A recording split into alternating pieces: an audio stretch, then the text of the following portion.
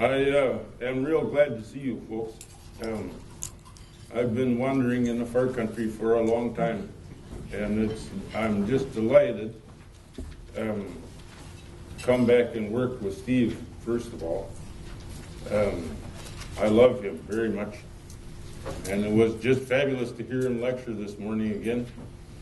As many of you know, I taught with Gerhard Ferdy for many years, 25 years, and then when Gerhard started breaking down with Louis Bouyer disease, a terrible form of Parkinson's, it was clear that we were going to have to find a replacement, and the ultimate accolade to Steve Paulson came from somebody you'd never think it came from. It came from Walter Sundberg, who said, "He's Orson Ferdy."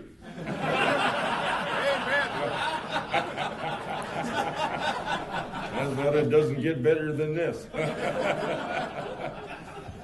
So we taught together for a couple years, and we made the faculty so nervous they were sitting in the corner holding themselves conspicuously. So finally I got raptured out of there. The good Lord came while I was sitting reading the Formula of Concord and lifted me. And that was the end of that.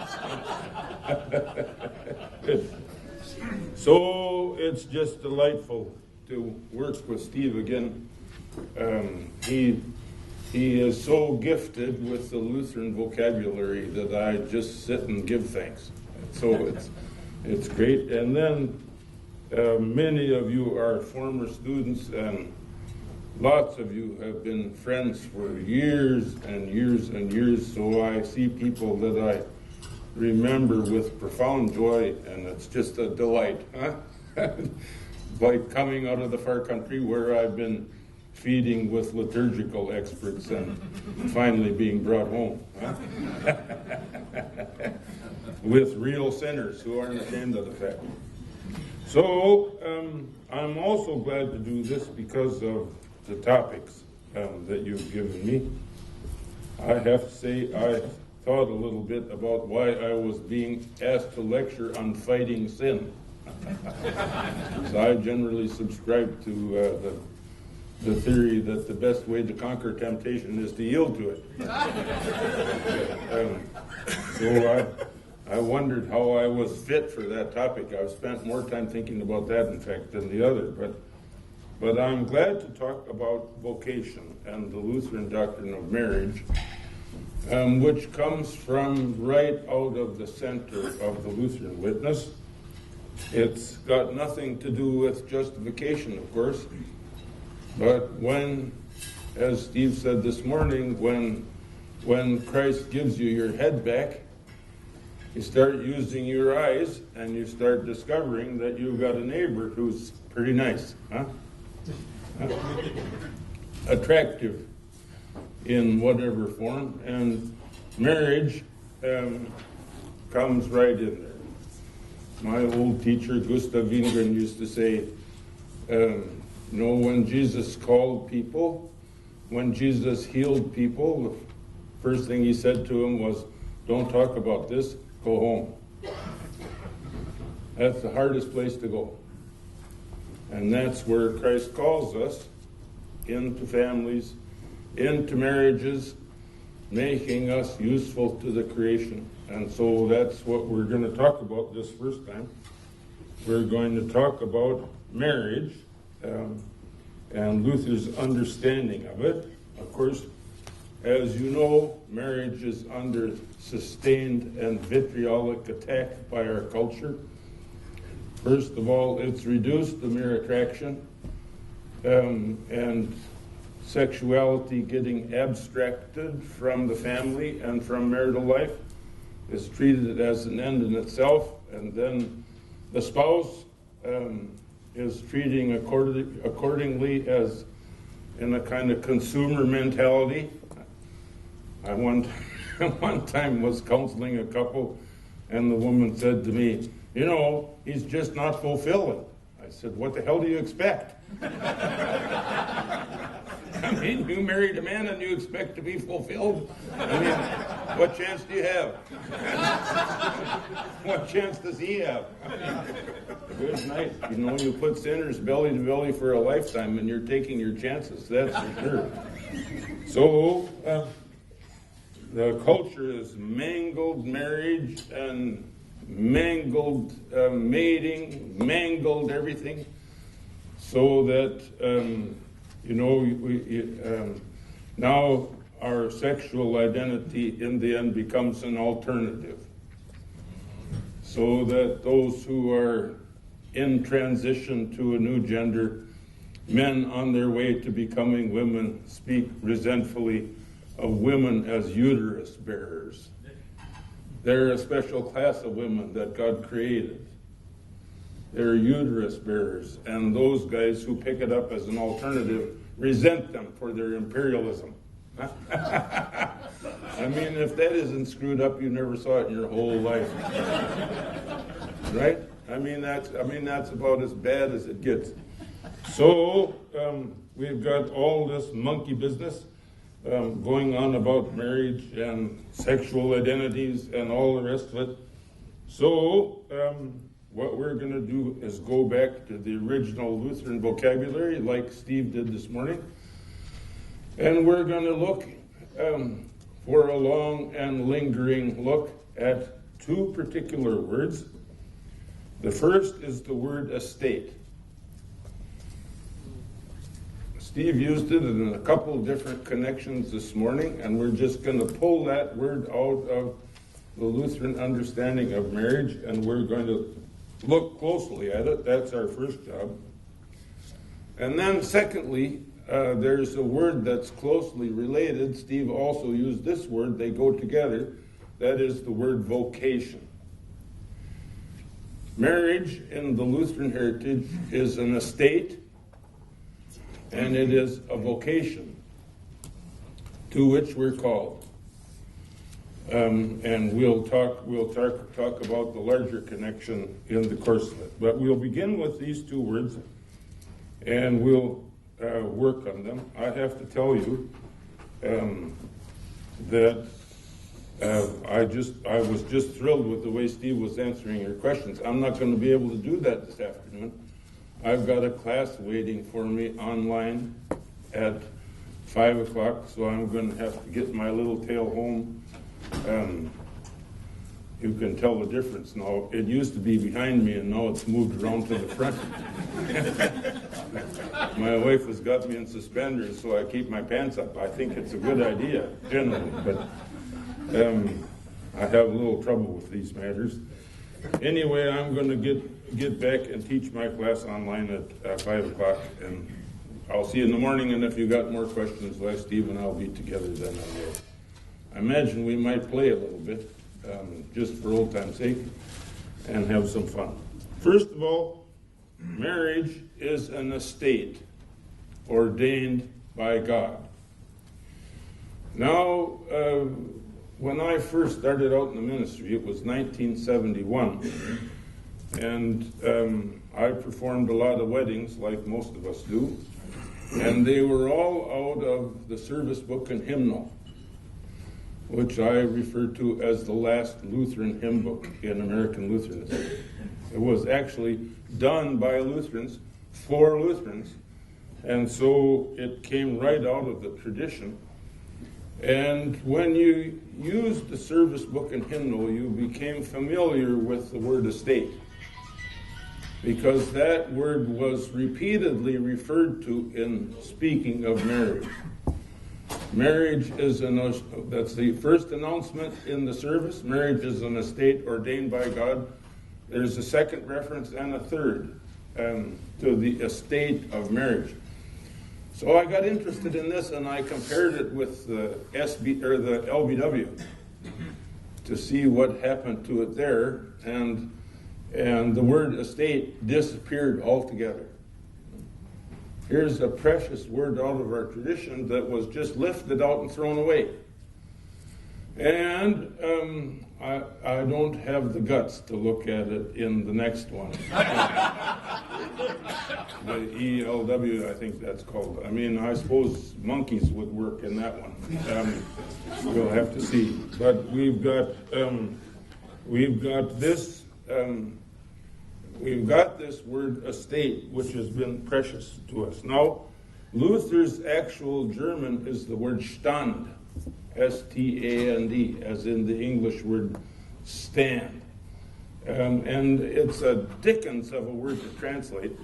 So there have been several attempts to find a parallel in English. Oftentimes the word office is used. This is an estate or an office. An estate is a position in life which contains within itself a certain amount of authority that is related to actually giving life or bestowing it. So when you're called into an estate, you're called into a particular relationship, you have a certain office or standing within that relationship, and the relationship functions in such a way as to sustain life. So if you remember, in Luther's explanation of the first article of the Creed, in the Large Catechism, or you remember in his explanation of the Fourth Commandment in the Large Catechism, you remember him speaking of other people as the hands or the channels through which God gives life to the earth. So you received life, God created you through your parents. They coupled one evening in a thunderstorm. They found one another in their bed, and they remembered years past, and all of a sudden, years past became years present, and there you were. Right? That's what you say when the lights go off. Hey, you look pretty good. I mean, this is finally. For the first year, can't leave one another alone, and for the next years you spent, it becomes a discipline. Right? Not for everybody, but thankfully, she's still there. I mean, she hasn't quit yet. I mean, there's possibilities, or thankfully, he hasn't gone wandering. He's still there. I mean, we give thanks for what we receive. Anyway, it's through this office that life is given, and it's through this office that God sustains the earth. And so it is a stand, it's an estate, it's an office. But I was playing with this word last week when I was getting ready for you folks, and I started to think about the word dynamic. The trouble with most of these translations is that Germans, out of the tradition of German idealism, if they can find a way to free something, they will. For Luther, Stand is a verb. It's an activity. You're involved in it, you participate in it, and you serve your Stand or your office, or you serve it by being engaged with your spouse and being engaged with your children. It's an activity. The Germans, they always want to freeze stuff up and get a structure, For God so loved the world that he didn't send a committee. I mean, we've got to give thanks for this, that not everything happens through management by objective, right? So here we go. We have a wonderful word, dynamic. Here's a word that's buzzing and active. When something's dynamic, it's moving. You can't slow it down. You can predict what's going to come out of this dynamic, but you don't always know how it's going to come out of the dynamic. And so we can speak of the dynamic of marriage. There's a dynamic of marriage, that it's a confluence, an orbit of relationships. And in that confluence of orbit of relationships, there are a husband and a wife, to be certain, but there are many others. There are grandparents. There are uncles. There are aunts. There are cousins. There's a whole group of relationships that are gathered around marriage to sustain it. Because, of course, marriage is an unnatural act. I mean, you go to bed with a sinner and you keep going to bed with that sinner for 48, 50 years. Huh? I mean, there's not much mystery left. You see her in the bathroom, or you see him standing peeing over the edge of the road, and you know, I mean, what is this? I mean, did I marry that? I mean, or you hear the first quiet little fart in bed, and by the time she gets older, you hear the resonance. I know who that is. I mean, it's so familiar. You can't. I mean, you know, and it's easy.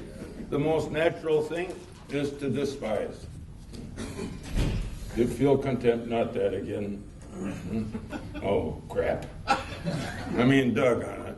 I mean, do you have to go down this road the third time or the millionth time? Huh? I'm one of those Lutheran buffalo that's incurably married. We were married 48 years ago this summer, and I can't possibly get enough of her. I think she's the greatest woman on the earth, but it's not because I'm stupid. I've heard that rustling under the covers. I'm known to keep my head above them.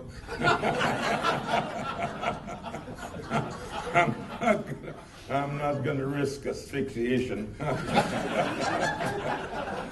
And I've heard all her lectures, and I've heard all her incendiary advice, and she's had enough of me to be good and sick of the alternatives. And she's had enough of me to realize, there's not much chance of any improvement. I mean, it's all started to droop, and I know it, and she knows it, and here we are. That's marriage. I mean, it's unnatural. So the good Lord has gathered a whole orbit of relationships around marriage. And so you have brothers-in-law and sisters-in-law, and you have uncles. I come from one of those old Norwegian-American families that they were heavy breeders. They were, so I had started out with 18 uncles and aunts. And I've been gradually losing them. I got one auntie left, And when I start sorting through my uncles and aunts, I can tell you, when my dad died years ago, he'd gone shopping when my mother was dying, and he left us with the load. She died, and he had already had her replacement's negligee hanging in the bathroom. I mean, it was a little quick for our standards, So we were very unhappy.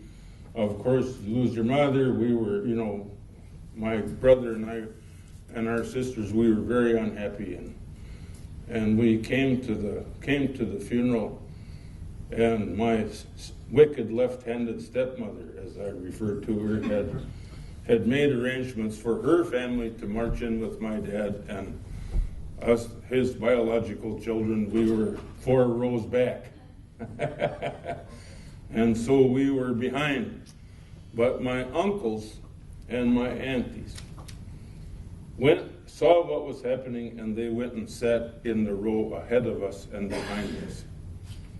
So that through the service, they were witnessing to us. Christ is risen. Christ is risen. He's after your dad. He's raising him too. He will never fail you. I remember one of my aunties saying, the good Lord will never let your mother down. Never, never, never. Or you either. I mean, you see, you're in an orbit of relationships, and that orbit is God's sheer goodness and blessing.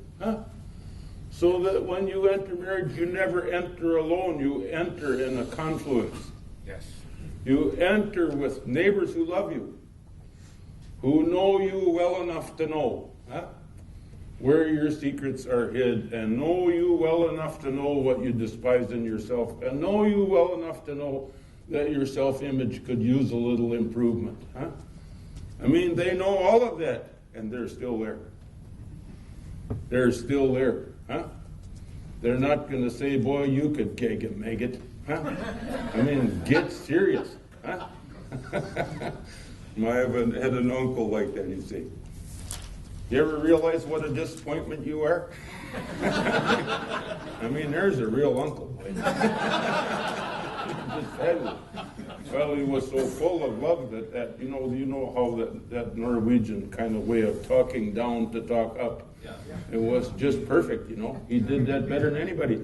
Well, you're in a confluence of relationships, and that's dynamic.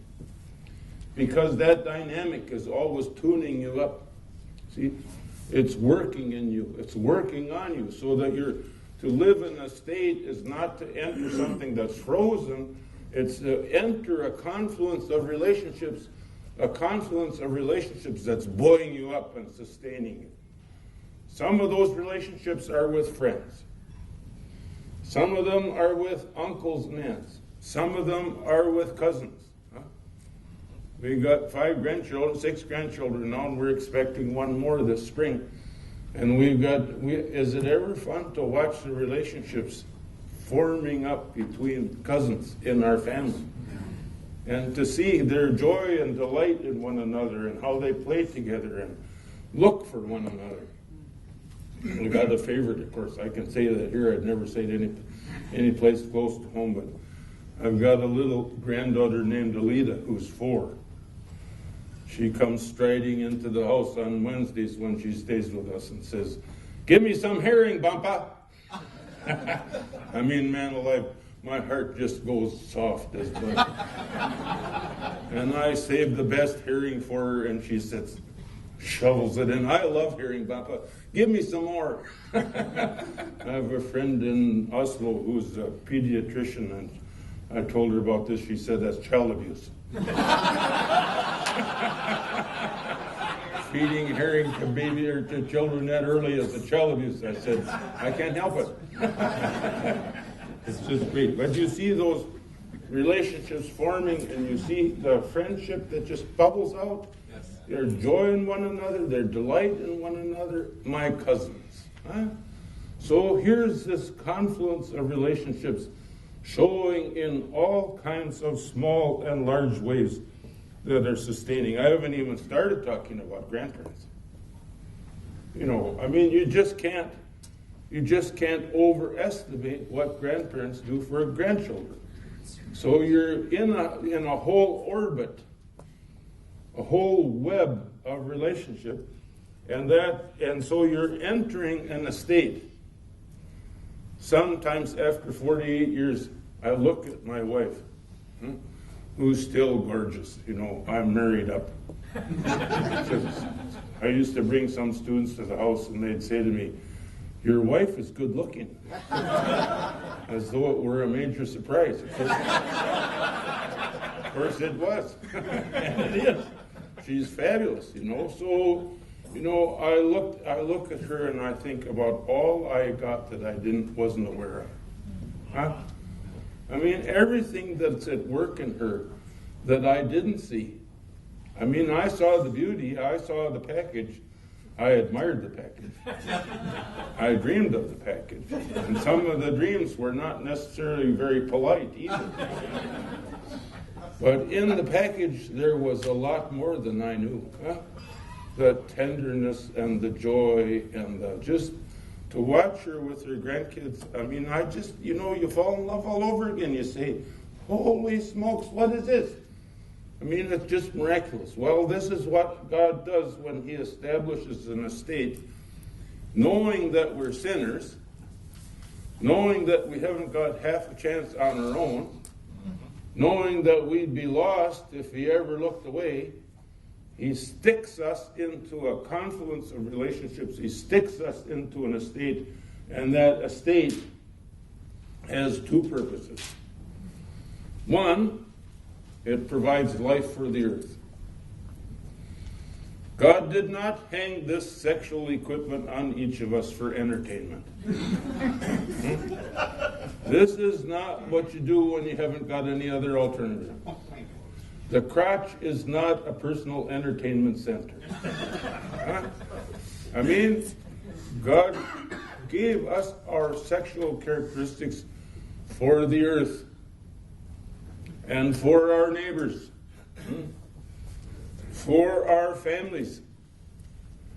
And so the first purpose of this confluence of relationships, this dynamic, is reproduction. Simple as that. The earth gets its future out of our beds. The earth receives our replacements from what happens between husband and wife.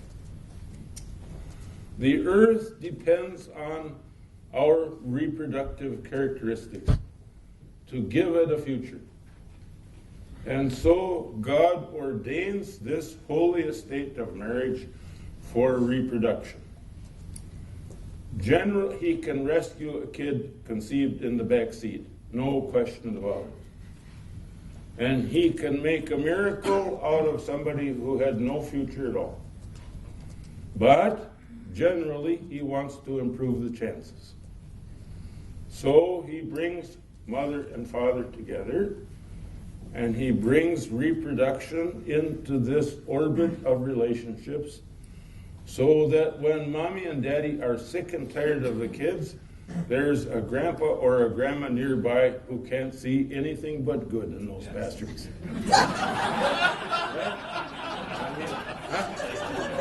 I mean, that's good thinking, I'd say. Right? I mean, there you are, right? I mean, come and get them, I can't stand them anymore. Right? Of course. I had a couple in one of my parishes. They had no children.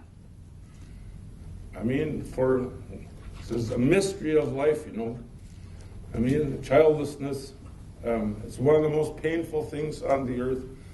They loved every kid in the congregation. And if anybody needed a babysitter, they were right there. And if you were out for the evening and the kids got in trouble, they'd call you up and say, just wanted you to know that your kid has strep throat, but we figured we'd take care of it ourselves, so why don't you stay till tomorrow? I mean, you're in this web of relationships and things are working.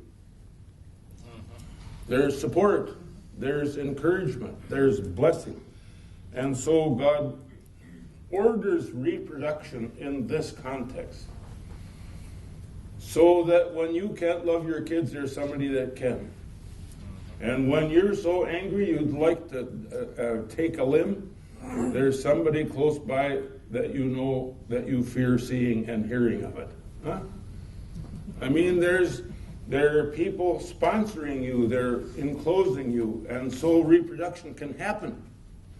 And it can happen right there because there are enough people around close who are working with you, who are supporting you, and so on. I remember an interesting story a couple years ago.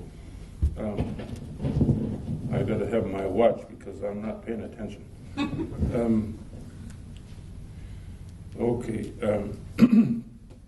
The interesting story a couple years ago where there are a bunch of people in Chicago that died during of heat exposure during a hot spell in Chicago. You remember this? And Jesse Jackson got on the horn and said, "What a poor state we live in, and what a poor mayor, and this is racism, terrible." Of course, not that there wasn't any of that involved, but when they went and studied the people that suffered during this heat wave, they found a very interesting fact. None of them belonged to congregations. Does that make sense to you? What happens in a congregation?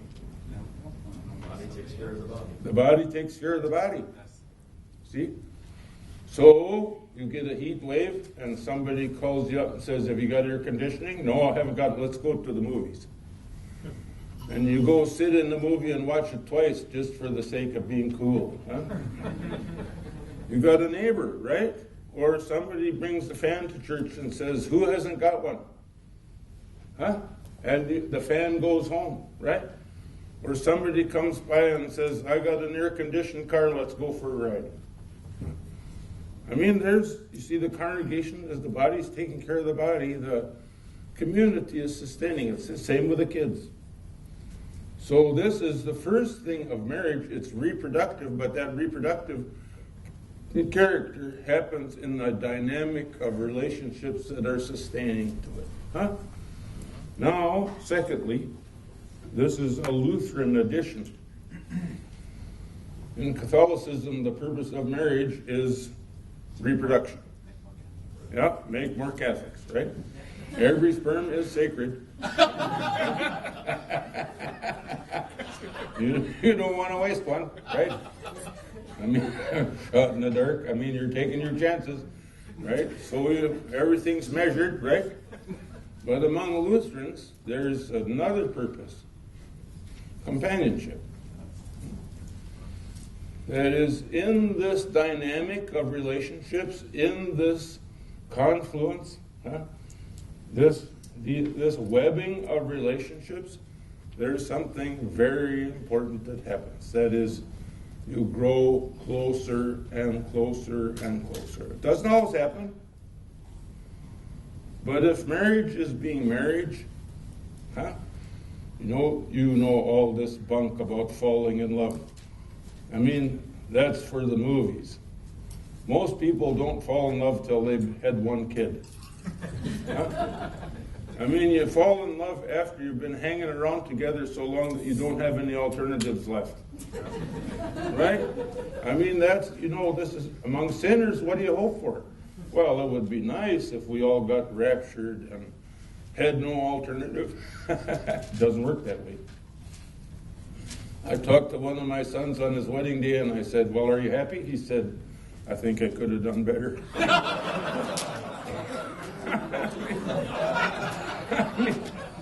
He wondered why I got angry. I think I could have done better. Boy, if that's not the old Adam up on his hind legs, you never saw it in your whole life, right? So they got married and he moved out on her. And he comes and says 2 weeks later, he takes me out for coffee and he says, I couldn't tell you, but I haven't been at home for 2 weeks. I said, the hell you say? You haven't been home for 2 weeks? What happened? He said, well, she started getting on me because my desk was dirty. And she rode me and rode me and rode me, and finally I just walked out. You haven't been home for 2 weeks, I said. He said, yeah. I said, well, let me tell you what. I'm going to take you over to Grandpa's and Grandma's. They've been married 62 years. And I happened to have been there when the same thing happened.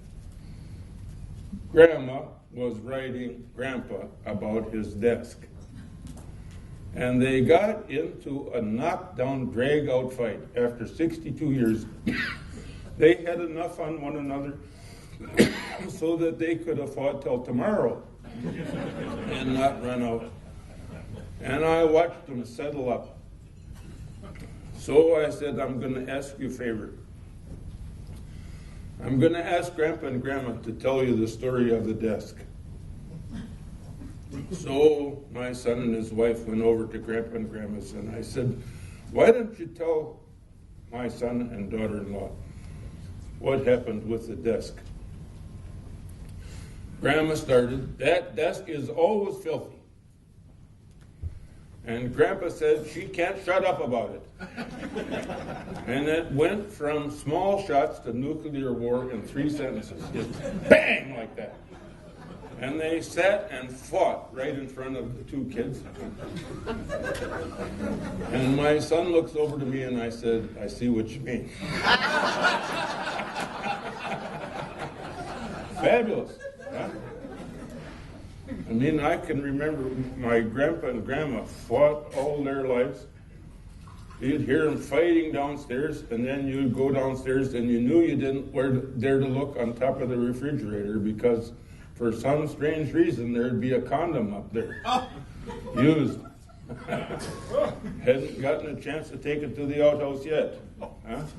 I mean, they fight like cat and dog, and then they'd be on one another on the floor, in their 70s, for Pete's sake. I finally figured out that fighting was a form of foreplay for those people. It's just great. Well, that's how there's this deep companionship, where people love one another so much they can't stand one another, and love one another so much they can't get along without one another. So you've seen this in your parishes. Huh?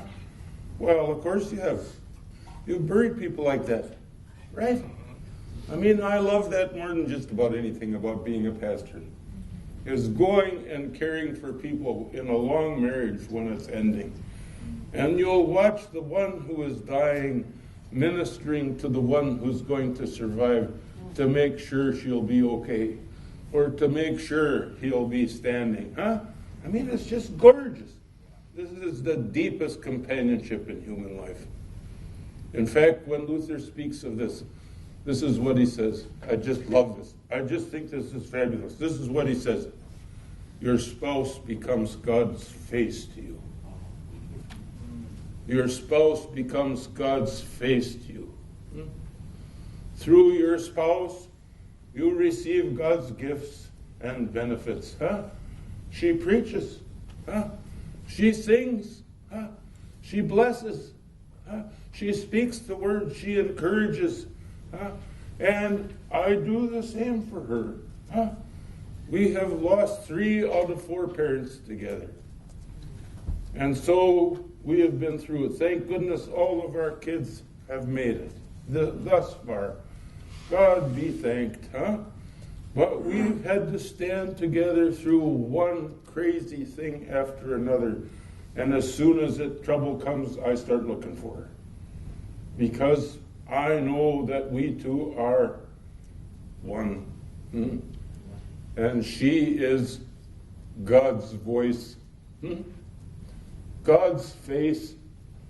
And when she faces trouble, the same thing happens. This is a miracle of grace.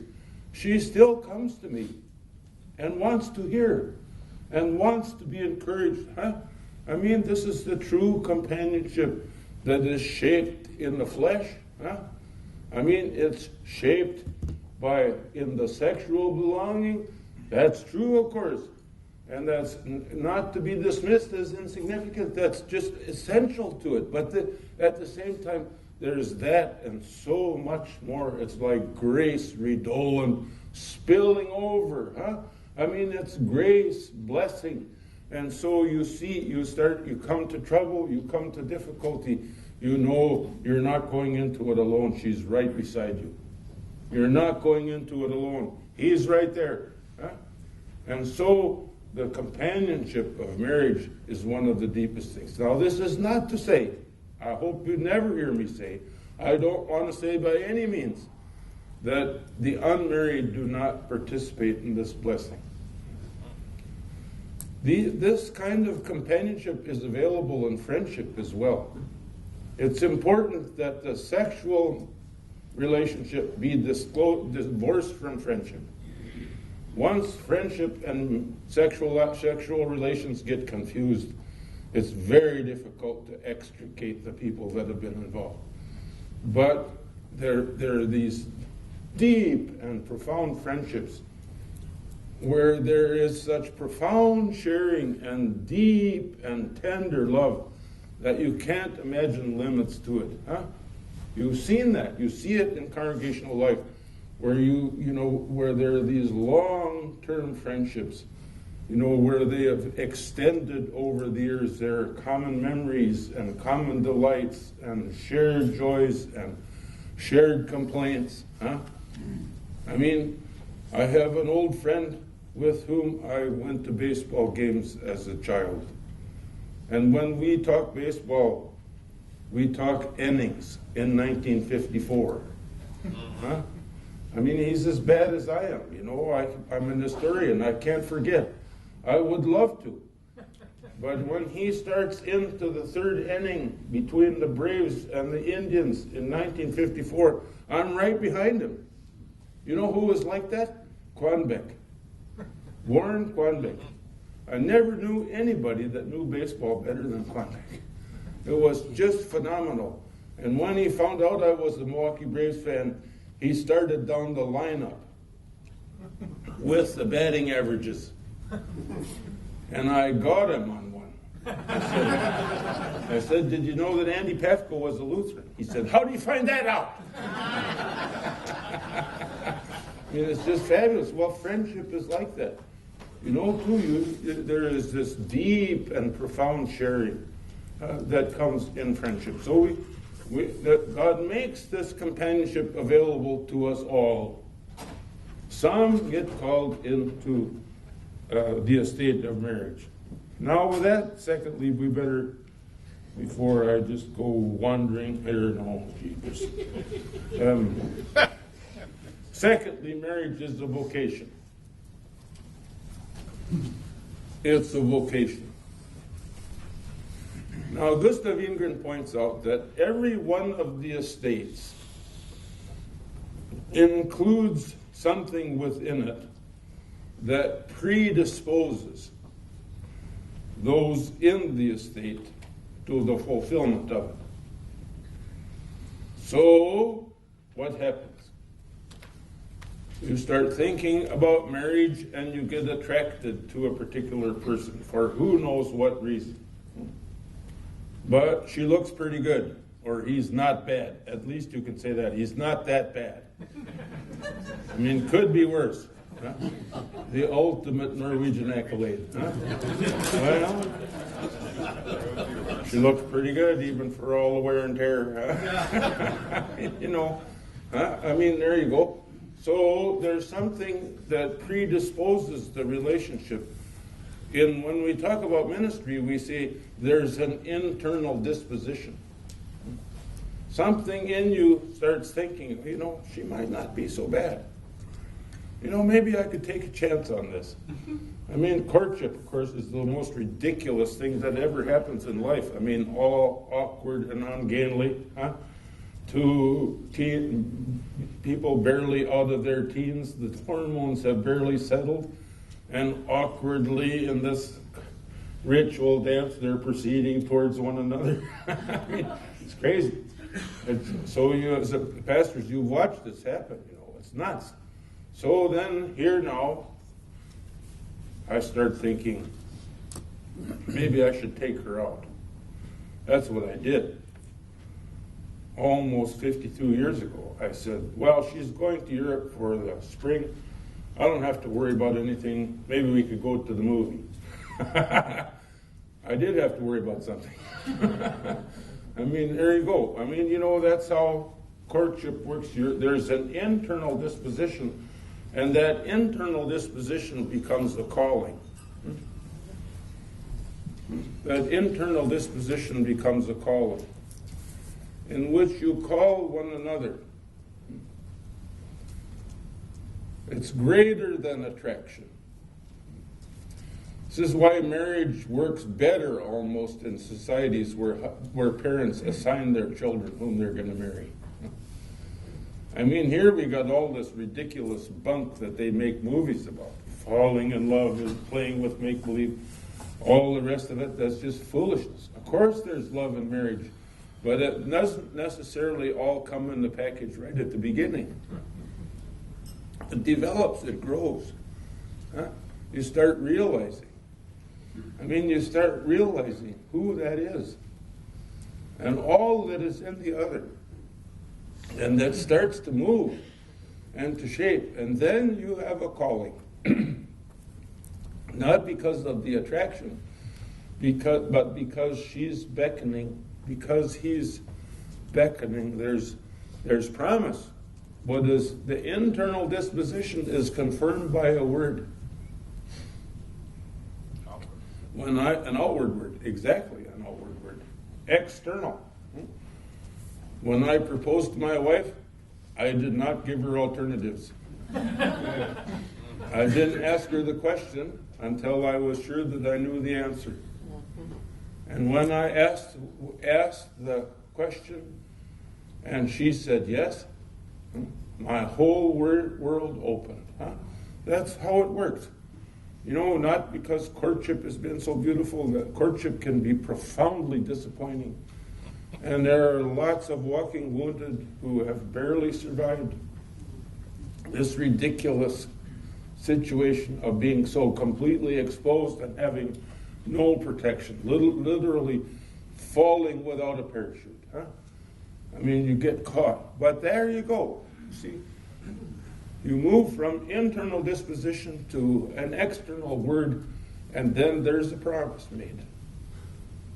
And that promise is the promise of a shared vocation. That promise is the promise of shared life.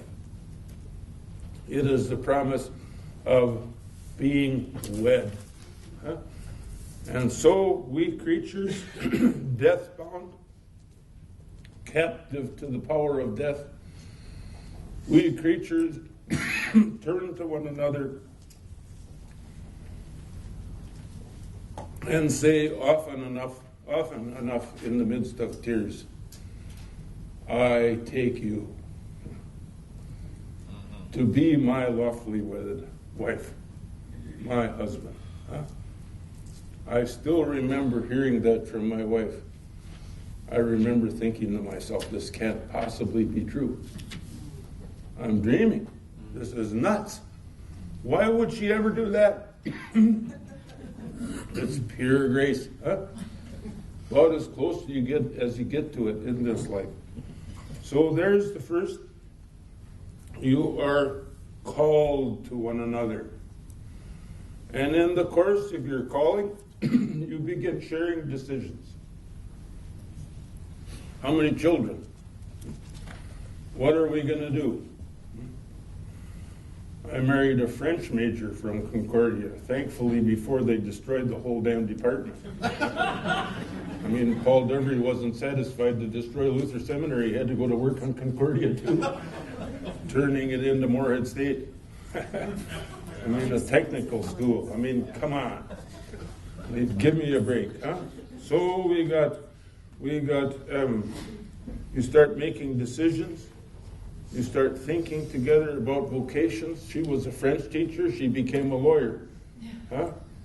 So I married the law. I've got Moses in a skirt. I mean, I crawl into bed and there's Moses laying there. I mean, too much. Huh? Moses as female impersonator. I mean, that serves him right. Right. I mean, at least it's not Caitlin, somebody, or jeez. I mean, that's a little bit too much. I mean, so you get called into the vocation and you get callings, all through your life. God continues to find you useful. He makes you father and mother together.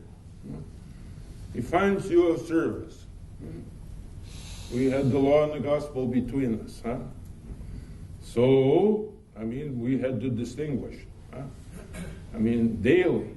I mean, this is the shape of marital life. Now, here's my last point. As you're shaped by your vocation, you live in the rhythm of vocational life. The rhythm of vocational life is dying and rising.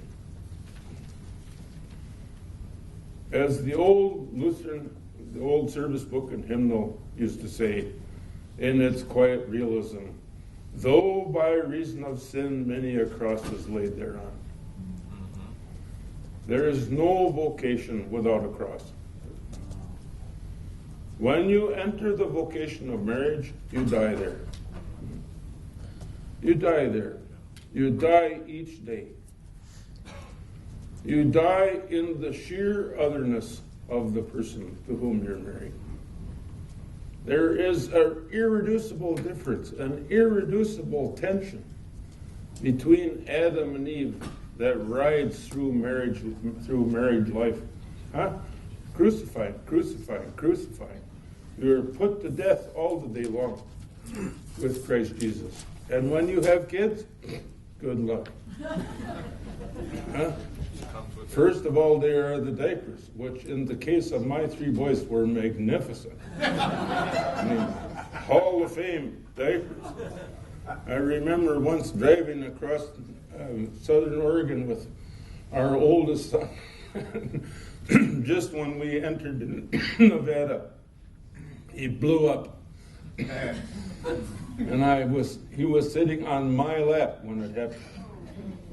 So I had that diaper, which was redolent, putrefying. I mean, it was awful.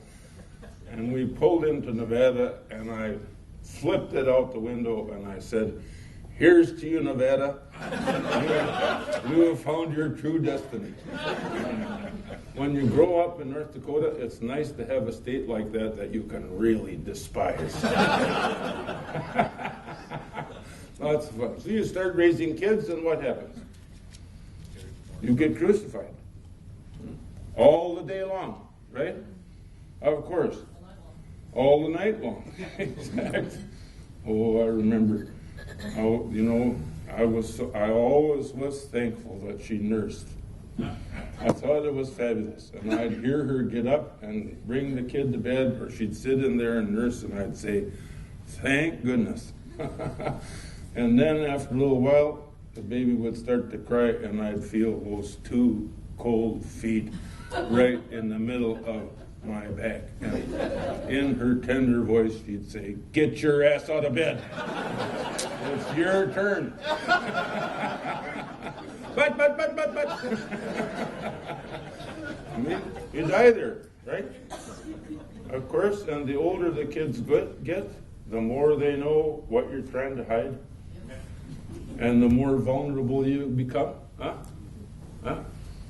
My oldest son lives in Seattle and is a professor of political correctness.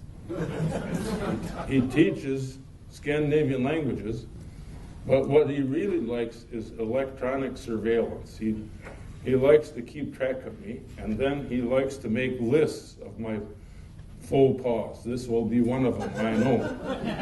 He will somehow find this, and he will know that I was talking about him. I mean, that's just the fun of it, I mean, you get it from your kids. They got so much on you that they can't possibly be satisfied, and they work on you relentlessly, see? So you die there. And that's not to begin to speak of the extraordinary stuff that happens to us in our family lives.